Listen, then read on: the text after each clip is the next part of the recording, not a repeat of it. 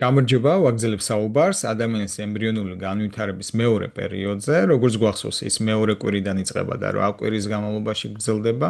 წინა ლექციაზე მე გავჩერდი მესამე კვირაზე და დიდ პროცესზე ვსაუბრობდი, რომელსაც გასტრულაცია ეწოდება.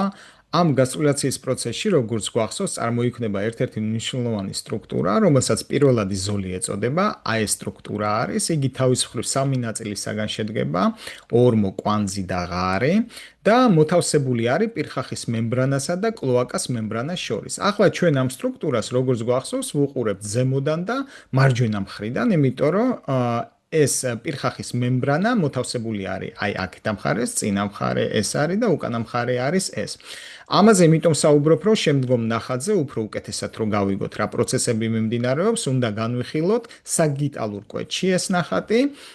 ან მას ვუყურებთ ახლა ჩვენ მარცხენა მხრიდან, ვინაიდან აი აქ გატარებული არის განაკვეთი უშუალოდ აი პირველადი ზოლის ნაწილში, წინიდან უკან, ან უკნიდან წინ არ აქვს მნიშვნელობა, ესეც საგიტალური განაკვეთი არის და ვიღებთ ასეთ სურათს. ამ სურათზე ჩვენ როგორც ხედავთ, აი პირველადი ორმო არის აქ ნაჩვენები და პირველადი ორმოს ჩაღრმავების შედეგად ვიღებთ გვირაბის მსგავს წარმონაქვს, აი ესეთი გვირაბის მსგავსია, რომელიც გრძელდება პირხახის მემბრანამდე, ანუ აი ამ ნაწილამდე, ამას ვერცხდება და ამას ეწოდება ქორდული მორჩი. ანუ ქორდული მორჩი ყალიბდება აი ასეთი მიმართულებით და იგი მჭიდრო კავშირს ამყარებს ზედა ნაწილთან და ქვედა ნაწილთან, ანუ ექტოდერმასთან და ენდოდერმასთან.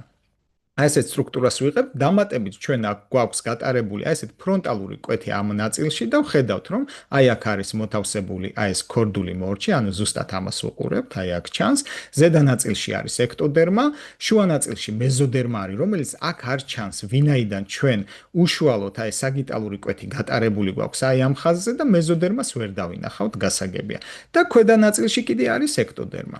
ეს დაახლოებით მე-17 დღეზე იწყება და შემდგომ უკვე მე-18 დღეზე ვიღებთ აი ასეთ დეგენერაციას ამ სტრუქტურების, რომელიც წარმოდგენილი არის აი ამ ნაწილის ქორდული მორჩის ქვედა შრისგან და ექტოდერმისგან. დეგენერაციას განიცდის, რის შედეგადაც წარმოიქმნება ახალი არხი, რომელსაც ნეიროენტერალური არხი ეწოდება.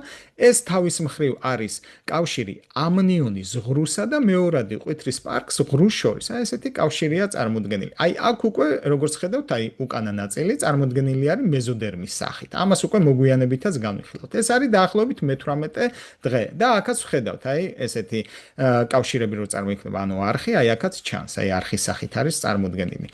რაც შეეხება შემდგომ პროცესს, ანუ დინამიკაში, ჩვენ ვიღებთ უკვე აი ამ ქორდული მორჩის გარდაქმნას ქორდად, აი რომელიც დაიხურება უჯრედების გამრავლების შედეგად, აი ესეთ პროცესად და ნეიროენტერალური არხიც ნელა-ნელა იხურება, ანუ დასაწყისში საკმაოდ დიდი არის და შემდგომ უკვე თანდათან უნდა დაიხუროს.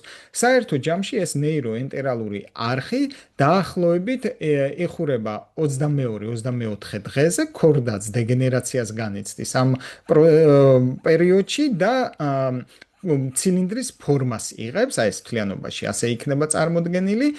ქორდის ირგვლივ კი ხერხემლის მალები ყალიბდება და მალების ჩამოყალიბების შემდგომ ასევე ქორდაც უკვე განვითარებას განიცდის. რაც შეეხება ახლა მეზოდერმას, ესეც მნიშვნელოვანია, ოღონდ სხვა ნახატზე უნდა განვიხილოთ, ვინაიდან უნდა დავინახოთ იქ აქ კარგად არ ჩანს ამ საგიტალურ კვერცხში, რადგანაც გატარებული იყო უშუალოდ პირველადი ზოლის არეში, აი ასე წინიდან უკან და აი ამ ნახატზე კი წარმოდგენილია უკვე მეზოდერმა, რომელიც თავის მხრივ განსხვავებული სტრუქტურით არის მესამე კვირის ბოლოსთვის წარმოდგენილი და სამ ნაწილად არის დაყოფილი. განსხვავებული სახელებიც აქვს და ამ მეზოდერმული ნაწილებისაგან განსხვავებული სტრუქტურებიც წარმოიქმნება.